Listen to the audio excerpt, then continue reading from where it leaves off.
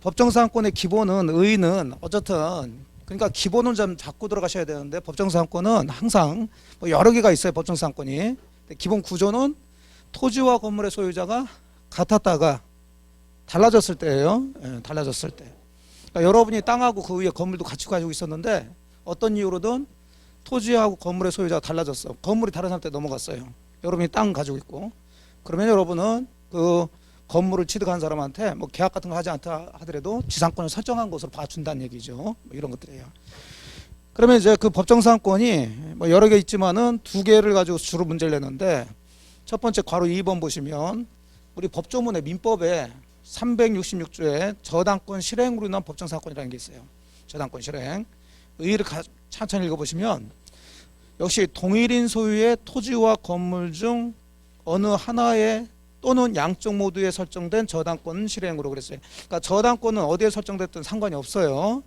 자, 근데 저당권 실행으로 그랬으니까 경매로 그 얘기죠. 임의 경매로 토지와 건물의 소유자가 달라진 때 당연히 인정되는 지상권을 이제 저당권 실행으로 한 법정사항권. 근데 거기서 이제 저당권 실행으로 인한 법정사항권이라고 제목이 되어 있지만 그냥 아무 얘기 없이 법정사항권 그러면 이걸 얘기하면 돼요. 또 문장 안에서 저당권자가 보이면서 법정사항권 얘기 나오면 이 얘기를 하는 거죠. 그럼 항상 법정사항권은 법에 정해져 있으니까 특히 뭐 법정뿐만 아니라 법은 기준이니까 기준을 기억하셔야 되지. 그럼 지금 우리가 배우려는 저당권 실행 법정사항권은 어느 때 법정사항권이 성되냐 안 되냐 그것 따지는 거예요. 그러면 동그라미 2번 보시면 요건 두 가지가 있는데 두 가지 중에 A번은 반드시 기억을 하셔야 된다 이 얘기죠. 자, 저당권 설정 당시에 이게 키워드죠.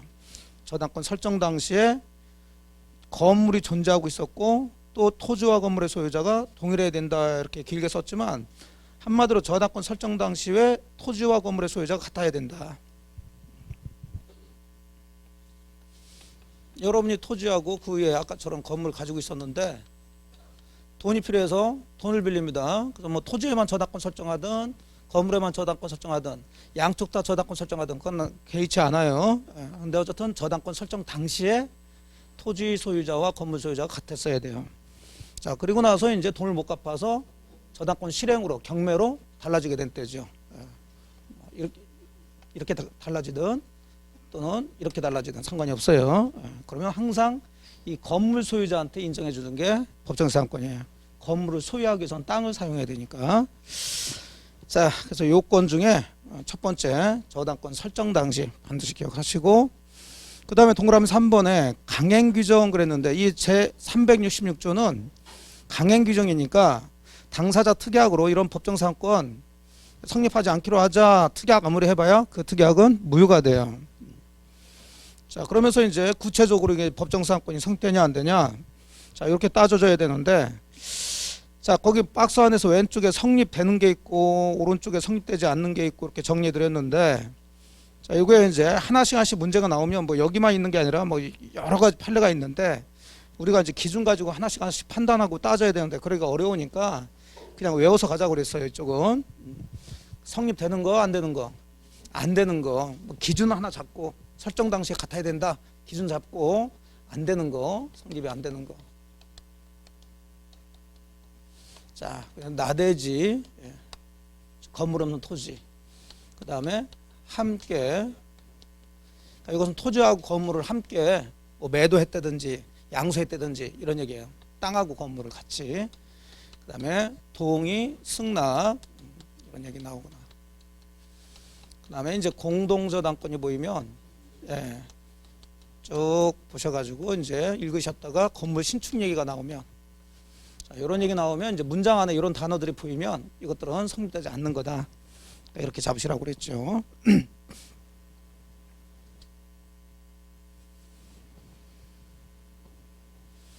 그러니까 이것은 법정사항권뿐만 아니라 좀 이따 보셔야 될 관습법상의 법정사항권도 똑같이 들어가시면 돼. 다만 이제 관습법상 법정사항권 이런 얘기는 안 나오겠죠. 어쨌든 법정사항권이든 관습법상 법정사항권이든 문장에서 이런 얘기가 나오면 성립 안 된다 이렇게 보시면 돼요. 그럼 박스 안에서 오른쪽부터 보시게 되면 이제 찾아 들어가 봅시다. 불성립에서 동그라미 기업번에 나대지 또는 건물 없는 토지에 더 이상 할 얘기가 없죠. 그 다음에 니은번도 마찬가지예요. 저당권이 설정된 토지 위에 건물이 축조된 후 그랬으니까 저당권 설정 당시에 그 토지는 나대지였다는 얘기죠. 그다음에 기준 잡아도 저당권 설정 당시에 건물이 있어야 되는데 없으니까. 자, 이것은 미등기 건물을 대지와 함께 양수 나왔고, 그다음에 리을번은 동일인 소유에 속하는 건물 및 토지에 공동저당권이 설정된 후, 자, 공동저당권 나왔으니까 공동저당권만 찾고서는 아니다 그렇게 안 돼요. 공동저당권이 설정돼서도 성립되는 경우가 있습니다. 뭐가 나와야 성립되지 않냐면 신축이에요. 신축. 건물 신축. 그래서 현재 성립되지 않는 거 보셨고, 왼쪽에 그래도 성립되는 거 몇 가지. 자, 격번. 자, 조건이 갖춰지면 저당권 설정 당시에 토지와 건물의 소유자가 같기만 하면 그 건물이 무허가 건물이든 미등기 건물이든 상관이 없어요. 예. 그 다음에 동그라미 디귿을 보시게 되면, 자, 저당권 설정 당시 건물이 건축 중이었어요. 자, 원래 저당권 설정 당시에 토지와 건물의 소유자가 같아야 되죠. 근데 지금 디귿 같은 경우는 건물은 지금 다 완공이 안 돼 있고 건축 중이에요. 애매하더라는 거죠. 그렇더라도 인정을 해줍니다. 그러니까 뭐 그렇구나 이렇게 보시면 되겠고, 자, 성립되지 않는 것 중심으로 보시면 돼요. 자, 넘어가셔서 90페이지 들어갑니다. 자, 또 관습법상의 법정상권이라고 나오죠. 관습상 법정상권 또는 관습법상 법정상권 뭐 같은 얘기인데, 조금 전에 보셨던 것은 우리 민법의 366조에 딱 규정이 돼 있어요. 법정상권, 저당권 실행은 법정상권은. 근데 관습법에 의한 법정상권 말 그대로 민법에 규정되어 있는 게 아니라 관습에 의해서 우리 조상님들은 서로 이렇게 배려해 가면서 사이좋게 살았단 말이에요. 이렇게 백이민족으로. 요즘처럼 막 싸우고 그러지 않았다 이게. 관습에 의해서 인정해줘요. 그럼 이것도 기본 구조는 뭐였다가 같았다가 달라지는 거예요. 같았다가. 근데 아까는 저당권 실행으로 저기 임의경매로 달라지는 거지만, 여기는 그 외 팔거나 증여했거나 뭐 강제경매나 여러 가지 기타 사유로 달라진 거예요. 기타 사유로. 자, 그럴 때 인정해 주는 거죠. 그래서 동그라미 1번 의의를 보시면, 토지와 건물이 동일인 소유 속했다가 그중 어느 하나가 매매 등 증여 뭐 기타 원인으로 양자의 소유자가 다르게 된 때, 자, 여기는 하나가 이제 추가되는데, 여기서는 건물을 철거한다는 등의 특약이 없어야 돼요. 아까 저당권 실행으로 한 법정상권은 특약을 했다 하더라도 그건 무효라고 그랬죠. 근데 여기는 건물 철거한다. 그럼 건물 철거하게 되면 토지를 사용할 일이 없으니까 지상권이 성립되지 않겠죠. 그런 특약이 없어야 돼요. 그럼 특약이 없는 한 관습법상 건물 소유자에게 당연히 인정되는 지상권을 관습법상의 법정상권이라 한다. 자, 여기도 뭐 똑같아요. 토지와 건물이 같다가 달라져야 되는데 어느 때 같아야 되느냐? 처분 당시죠. 여기는 처분 당시 같아야 되는데 뭐 여기도 그런 것까지 판단할 건 아니고 그냥 요대로 들어가시면 돼요. 요대로. 여기도 물론 관습법상 법정사건은 이 외에도 성립되지 않는 게 많이 있어요. 사실 관습법상 법정사건은 요즘은 잘 성립이 안 돼요. 이렇게. 그래도 어쨌든 간에 이런 얘기 나오면 관습법상 법정사건도 성립되지 않는다로 들어가시면 돼요. 그러면서 조금 주의할 거 몇 가지만 보시면, 동그라미 3번을 보시면, 자, 달라진 이유는 뭐 여러 가지입니다. 매매 기타 원인이니까 뭐 교환으로 달라졌든 증여로 달라졌든 강제경매로 달라지든 공유물 분할로 달라지든 상관이 없는데, 그 화살표 보시면 단 환지 처분에 의해서 달라진 경우는 성립되지 않아요. 뭐 조금 깊이 들어가면. 문제는 이제 관습법상 법정상권은 이제 4번이 또 있죠. 당사자 사이에 건물을 철거한다는 특약이 없어야 된다. 그러면 같았다가 달라진다 하더라도, 자, 토지와 건물의 소유자 같았다가 토지만 을한테 넘어가요. 그럼 당연히 갑은 이 토지에 대해서 관습법상 법정상권 인정되겠죠. 예, 전형적인 거니까. 자, 그런데 토지만 넘기면서 이 위에 있는 건물은 철거하기로 특약을 했다. 건물이 없는데 법정사건 인정될 일은 없지. 그런 특약이 없어야 되는데, 그럼 문제는 딱 명시적으로 건물 철거하겠다 특약 뭐 이렇게 했으면 당연한 얘기인데, 이게 특약으로 본 건지 아닌지 애매할 때가 있더라는 거예요. 자, 그 판례가 이제 두 가지가 나오는데, 그 읽어보시면 당연히 여러분들이 결론이 빠져나갈 수가 있어요.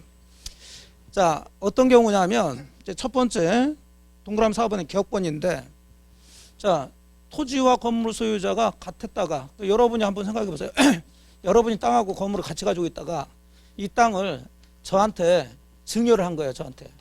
아, 너무 고생한다고, 강의하느라 고생한다고, 공짜로 줬다고. 예, 그럼 제가 고맙다고 받았겠죠. 예, 그래서 이런 상태에서 제가 토지 소유권 이전 등기를 받았으면 당연히 전 토지 소유자죠. 하지만 여러분은 계속 이 땅을 사용할 수 있어야 돼요, 없어야 돼요? 여기서 당연한 거죠. 저는 그걸 예상하면서 토지를 받았다는 얘기예요. 이해되셨죠? 예, 그래서 이게 이제 관습상의 법정사건이 인정됐는데, 자, 여러분하고 제가 이제 여러분의 토지를 저한테 이제 증여하면서 여러분의 이 토지 위에 있는 이 건물이 좀 오래되더라는 거죠. 그래서 여러분하고 제가 이 건물을 뭐 하기로 했어요? 철거하기로 했어요. 그럼 여기까지 했으면 법정사건이 나올 이유가 없는데, 그냥 철거로 끝난 게 아니라 철거하는 대신에 여기다가 여러분이 그 건물을 이제 다시 새로운 건물을 여러분 명의로 신축하기로 저하고 합의했다는 거죠. 자, 이런 식으로 하면서 저한테 토지를 넘겼다는 거예요. 여기까지 이해되셨나요? 그럼 여러분은 토지는 저한테 주겠지만 계속 이 땅은 여러분이 사용하겠다는 거예요? 안 사용하겠다는 거예요? 사용하겠다는 거지. 그럼 당연히 이 신축 건물에 대해서 관습상의 법정사건 인정된다. 저하고 그렇게 합의했으니까. 그러니까 여러분은 관습상의 법정사건을 포기한 것이 아니라는 거죠. 기억 보니까 얘기죠.